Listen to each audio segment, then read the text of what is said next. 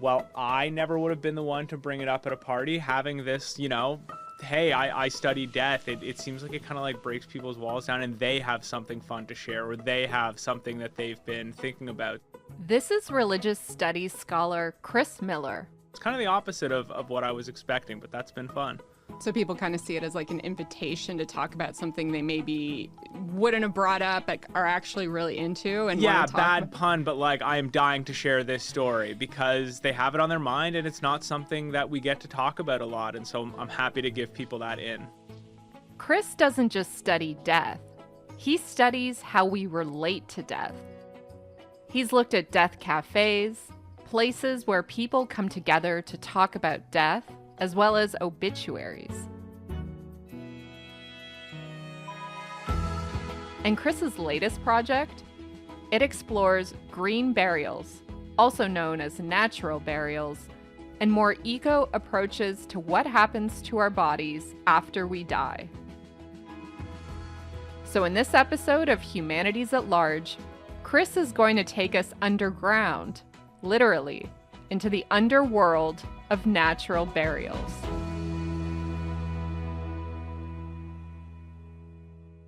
Although Chris says people are often eager to talk to him about death, and honestly I was no different, it wasn't a subject that came easy for him. In fact, Chris says that when it comes to talking about death, he hated it, shied away from it. I took a death and dying course when I was in my undergraduate. When I was doing my PhD, you're just kind of randomly assigned to the course that you were TAing, and I was a TA for another death and dying course. And I dreaded going to it every single class because death just wasn't something that I wanted to talk about.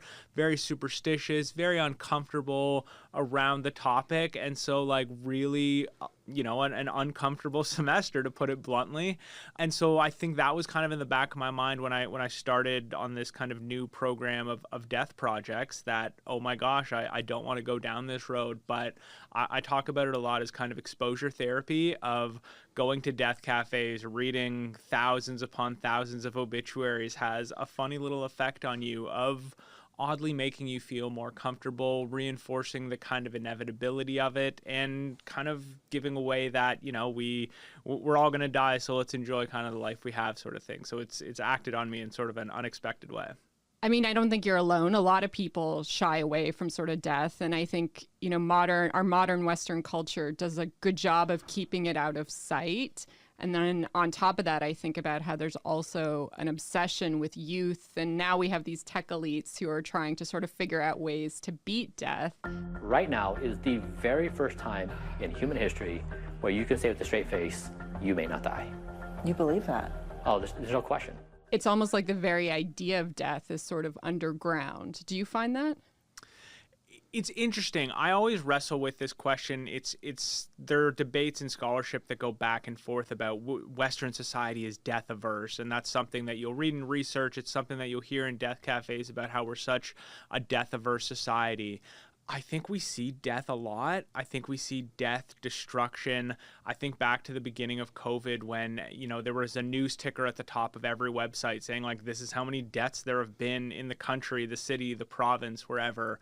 Or, you want to unwind at the end of a long day, so you watch Grey's Anatomy. I just lost her pulse. What? Starting compressions? How many units does she have? ER, CSI, but we watch all of these procedurals. We watch true crime. We listen to true crime podcasts. And so I think that we are in some ways inundated with death, and it's constantly surrounding us. But I do definitely agree that when death is personal, that's something that we are a little bit averse to discuss, to approach. And so I think we're almost able to keep those tracks sort of parallel in our minds of, well, that's not real. It's in the news. It's distant. That's another neighborhood for me. That's another country from me. But the things where we get really uncomfortable are thinking about our own mortality, thinking about our family, maybe thinking about a close loved one that we've lost. We're kind of death exposed and we're kind of death averse at the same time. It's interesting that I was going to say, what keeps the fact of death underground in mainstream culture, but I take your point that it's actually, we're sort of inundated with it in some ways.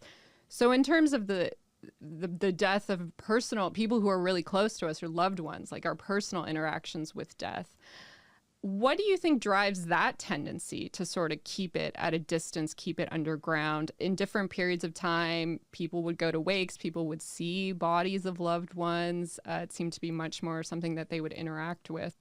Yeah, I think one reason why we're a little less comfortable with the kind of everyday or maybe personal experiences of death is partly due to the kind of medicalization of death and just the advancement of modern medicine, in the sense that death is kind of a failure. Death is a failure of medicine. Death is a failure of science. And I think so much of our life we're surrounded by technology that, I mean, most of the time works well, and that's very reassuring. And we know that there are going to be, if we get sick, there will be things that they can do to us to kind of prolong our life. And so that's why death is so uncomfortable and so scary when it's personal, because those things that we always draw on are all of a sudden not working. And that's a really terrifying thing. So your project here at the JHI looks at green burials. For someone who's hearing the term for the first time, what are they exactly?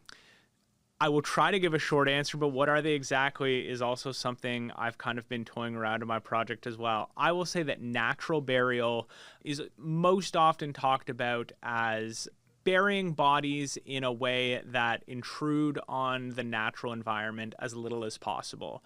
So what I mean by that, what other people mean by that when they talk about natural burial, is not embalming the body, which is using kind of toxic chemicals that prevent the natural decay of the body, not using a concrete liner. When we have conventional cemeteries, there will be a concrete liner in the grave to make sure that things don't cave in, but then that also kind of slows down the natural process of decay, what is supposed to be happening underneath the soil. Natural burial also means using like a more biodegradable coffin, using a cotton shroud. When we think of that, steel coffin that you find, or even that nice lacquered wood, those things are going to take a lot of time to break down. And again, just kind of preventing what people see as the natural circle of life. So natural burial is just kind of going into the body in as natural a way as possible.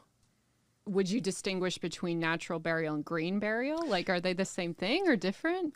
I'm going to say that it depends who you ask. As I've been doing this project, I've been having conversations, and some people have asked me to not say green burial, to say natural burial, because green burial is kind of greenwashing all those eco-friendly terms that we see out there, and it's not quite as serious as the practices that are associated with like full natural burial. But there are other people who have view the difference between natural and green burial in different ways, of whether you use machines to dig the hole and things like that. So there are definitely ongoing debates in the field, in kind of the death industry, about what's natural burial, what's green burial. I also have tried to kind of approach the term green burial in a much more holistic way. So if we think of natural burial as putting a body in a ground, not embalmed, just in a simple kind of coffin, I think of green burial as, yes, natural burial, but also all the kind of eco-friendly alternatives to what we do at the end of life.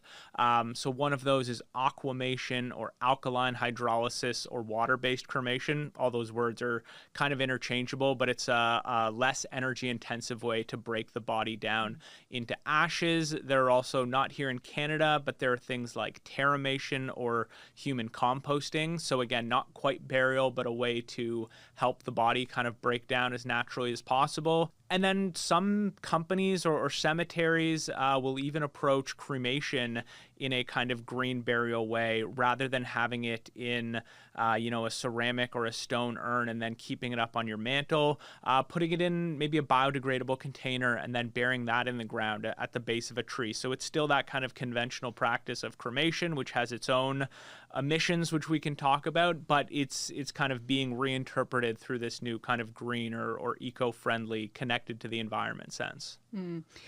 So on the surface, it can seem like natural burials are something new, but having your body sort of decompose in the ground is really ancient in a lot of ways. How would you describe the differences between natural burials today and ones in the past?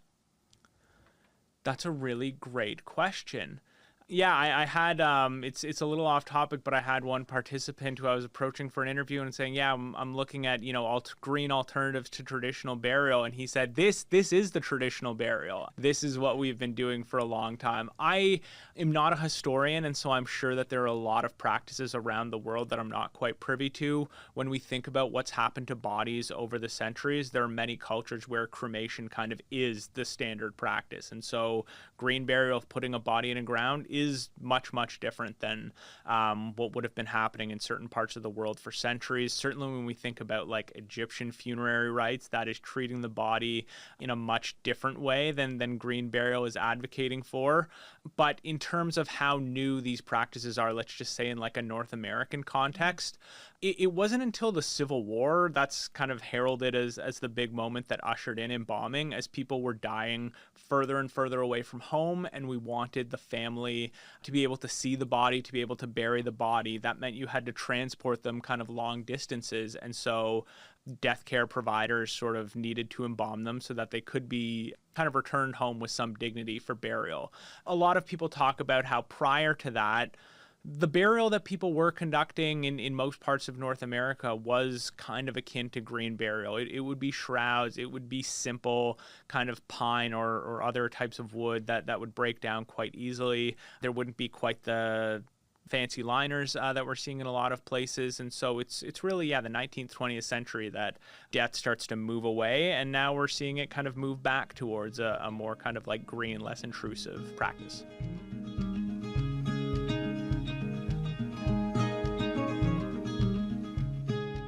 As part of his research, Chris has been visiting natural burial sites around Canada and having conversations with people who work in the industry, as well as those interested in having a natural burial.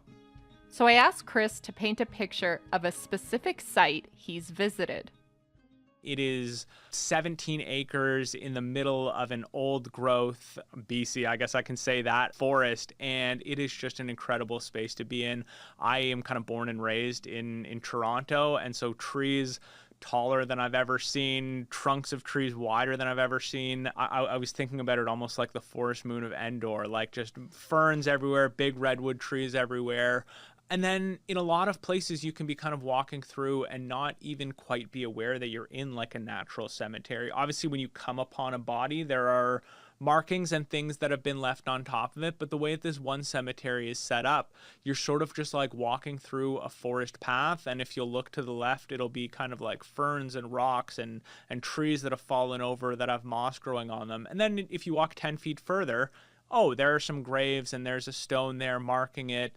But then, you walk another 10 feet. And so it's really kind of like, I'll say, naturally integrated into the landscape of where the graves go. So that's just one site, and that is a fully natural cemetery. A lot of the other ones that you'll see throughout Canada are hybrid, and I can talk about what that means, but that is just painting a picture of what one site looks like, and is like really an incredibly kind of like awe-inspiring experience in nature. And tell me about the hybrid. Like, how do those ones work? So hybrid is much more common in Canada, and basically what that means is that you'll have a conventional cemetery. So you think about the kind of lawn cemetery that you find with neat rows, with headstones, and then they'll have a dedicated kind of like green or natural section. And there's a range of different ways that hybrid cemeteries will kind of mark out their green section. There's one in Ontario that really does try to, it's basically the whole area is kind of covered in mulch and there's trees and they haven't done very much landscaping at all. It's just, let's leave this part of the cemetery that we weren't using and let's start to conduct some burials here. There's others that have actually tried to restore like native species. And so the first year that they opened it up, basically, let's plant wildflowers. Let's look into what is naturally supposed to kind of thrive in this part of the world. And then that has been left to grow wild in a sense. And so it's not tall trees and it's not getting lost out in nature. It is nature for nature's sake. And so it is tall grasses, wildflowers.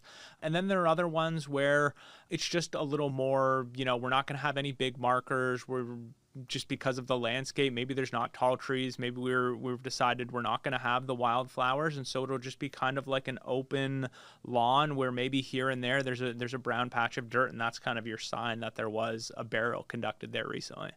So a lot of diversity, it sounds like. Yeah, absolutely. I think that every cemetery operator, I mean, one, you're partly kind of shaped by where you are. The landscape kind of acts on us in a way that we can't do certain things in certain parts of the world, in certain climates. And so that's important. But then also every cemetery operator has their own passions, their own ideas of what green should look like. And then I think it also, to a lesser extent, kind of the clients of what are the people around here? What do they want out of green burial? What's going to sort of appeal to them?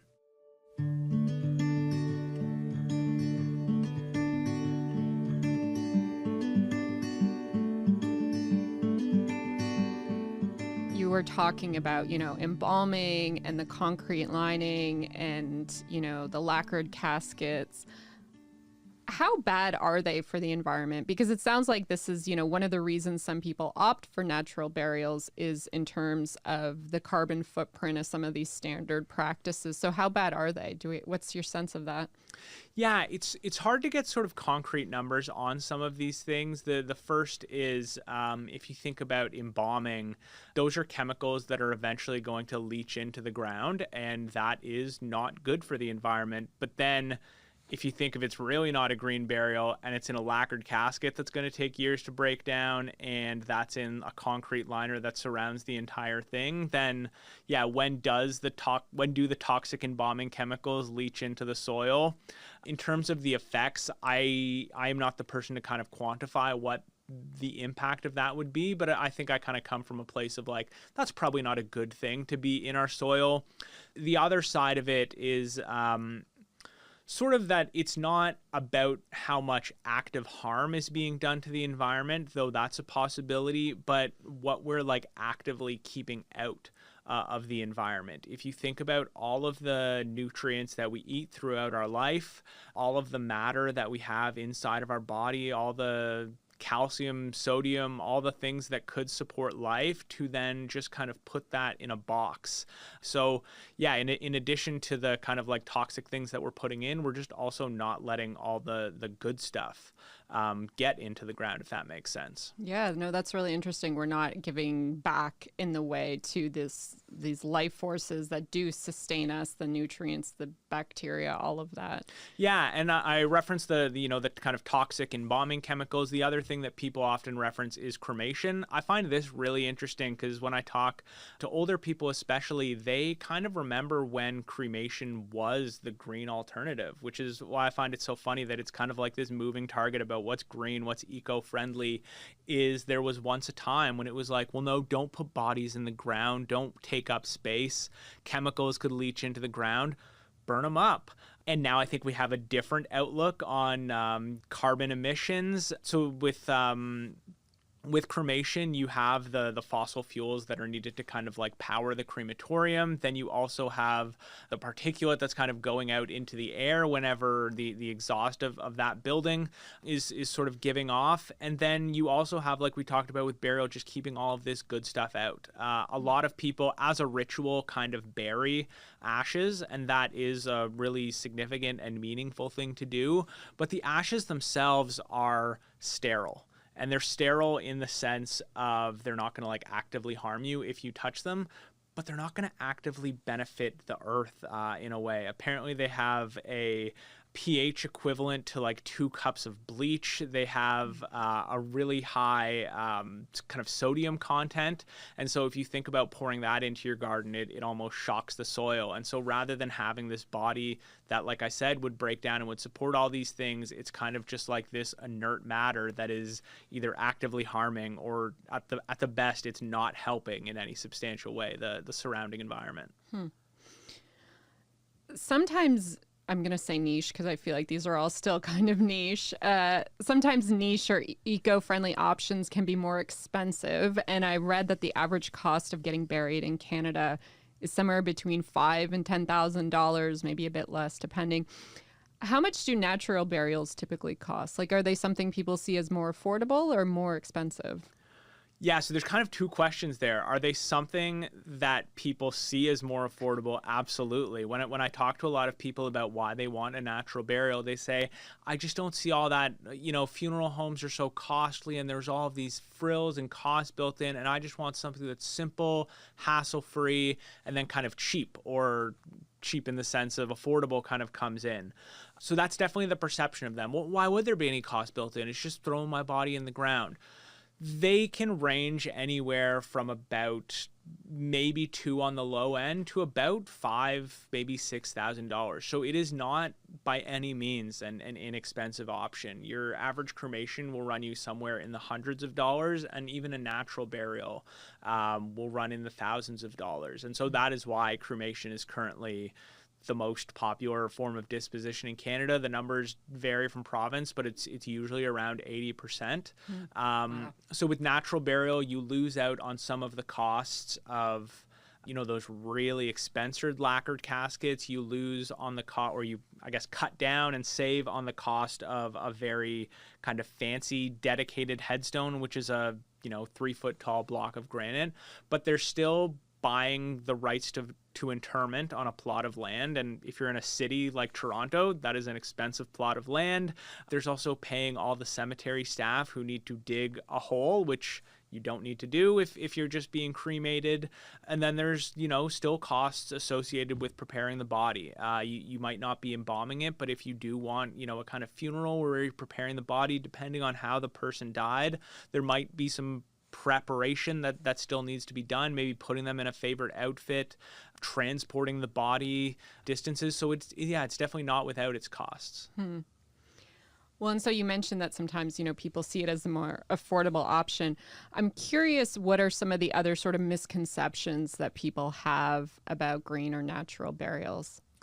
One misperception, or almost like misunderstanding, is, I think, what it takes to have a natural burial. And I guess what I mean by that is almost how accessible a greenish burial could be. I think living in Toronto, there's no dedicated site here, even a hybrid cemetery. There are some in Brampton and, Niagara region. So it's accessible-ish, but when you think of all of the municipal cemeteries that we have in Toronto and none have a dedicated green section, people are kind of, upset or disappointed at that. But when I talked about what are the principles, what does it actually mean to have a green burial, you don't need to be embalmed. It's very rare to have a cemetery bylaw that says everyone needs to be embalmed. It's also pretty rare, but a little more common for a cemetery bylaw to say, like, there needs to be a concrete liner in here. Pine caskets can be gotten just about anywhere. There's a company out in Nova Scotia, I believe, that can flat pack ship it like a bookcase from IKEA. So all of these things are accessible and they can be done everywhere if your desire is to just not impede on the environment in any significant way. So I think that's a really kind of common misperception that can come across. So, well, for centuries, and I guess maybe up until today in different ways, how people were buried reflected ideas about the afterlife, like what happens to us after we die. How do today's natural burials reflect different visions of what happens to us when we die? One of the most common ones that I've found is there are a lot of people who don't necessarily think that anything like spiritual, metaphysical, or energetic kind of happens to us when we die, our soul, our consciousness, whatever word you want to use. But they do know that our bodies are made out of things and that those things will break down. And so for some people, the idea is, if this is going to happen, I want it to be useful.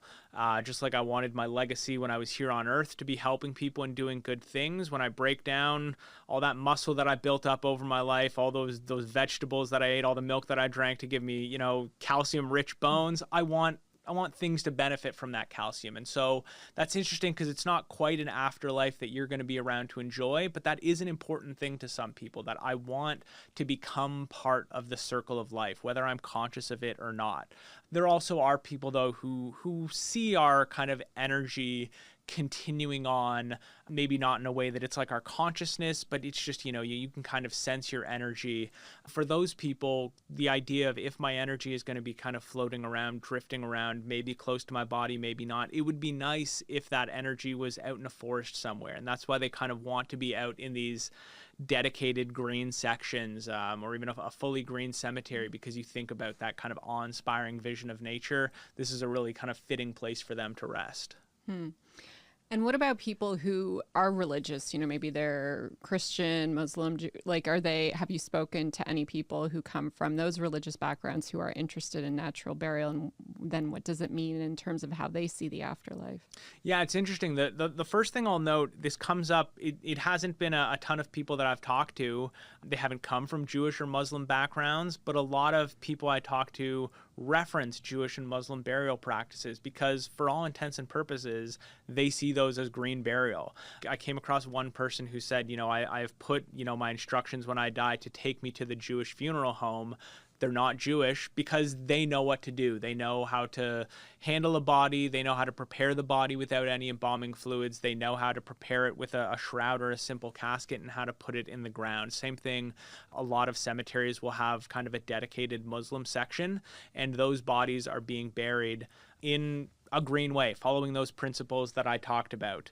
Interestingly, those communities don't tend to frame it as a green burial, so I think there's something interesting happening there that I'm still trying to kind of wrap my brain around.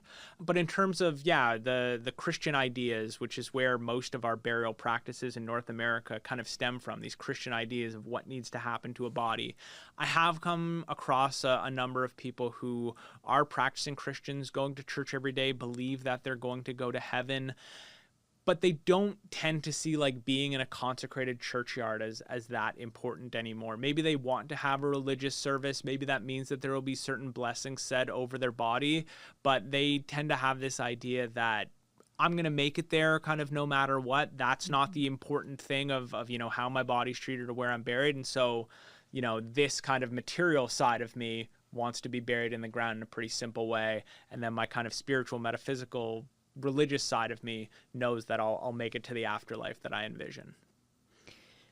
You've talked about how there can sometimes be a disconnect between the kind of death we imagine and what death actually looks like. Talk a bit about how this can sort of complicate natural burials.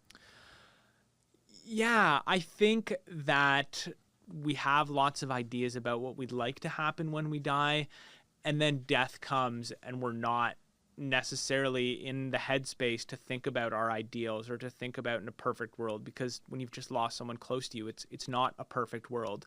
I've come across somebody who wants a green burial for themselves, wanted a green burial for their husband, but there was just kind of this nagging thing that I wanted to see him one last time, and I wanted our family to be able to see him one last time. So ended up having him embalmed so that they could have a viewing a couple days after they died, and embalming is the only way to do that. And so we're making emotional decisions, and that's an important thing to acknowledge. And then I've maybe mentioned how it's a little bit tricky to navigate this environment of where do I go, and this cemetery, I see on their website that they're calling it green, but is that really a green section, and what does that mean?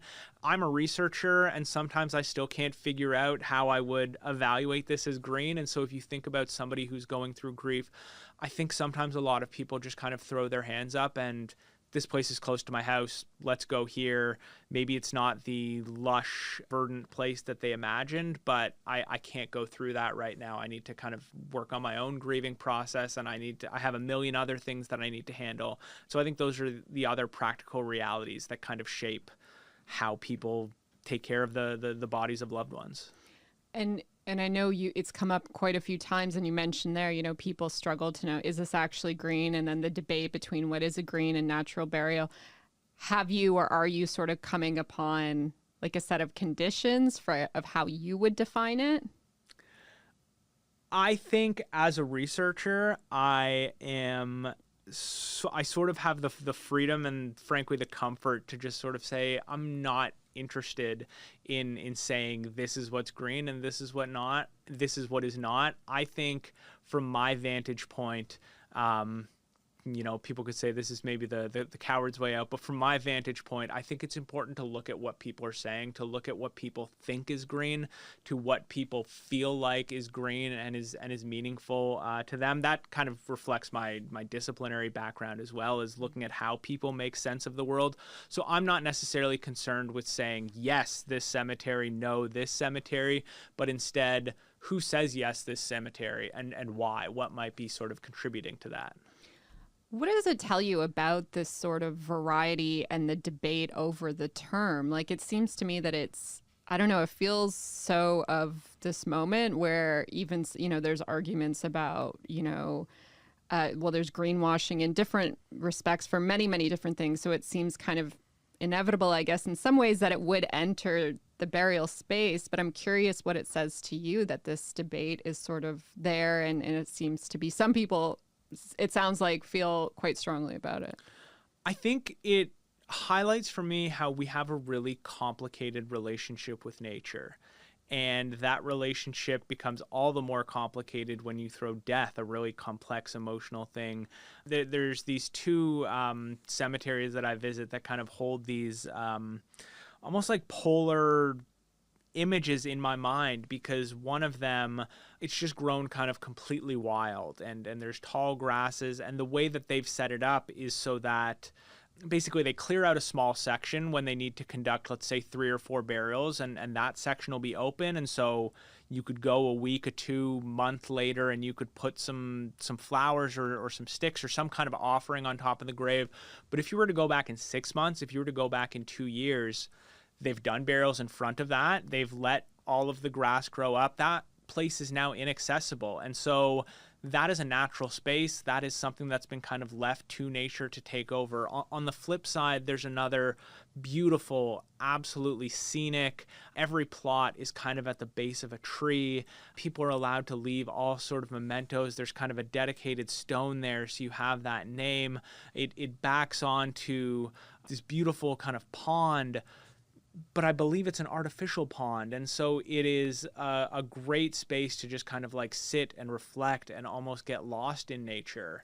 And those are really profound experiences that can maybe motivate us to interact with the world in different, maybe more eco-friendly, environmentally sustainable ways. But at the same time, that is coming about in a place that is manicured, that is manufactured kind of distinctly for our enjoyment. Whereas at the same time, thinking back to that other place where nature's been kind of left to take over, I now can't go see the person that I loved. It's not quite the best place there to kind of like sit and relax and reflect right close to where that person is. So I think it all just shows that we have really complicated relationships with nature. What is our role? What is our place? How do we destroy nature sometimes just by our everyday going around the world as much as we want to sit back and enjoy it? How do we act upon nature in ways that is not always helpful and is in some ways can be harmful?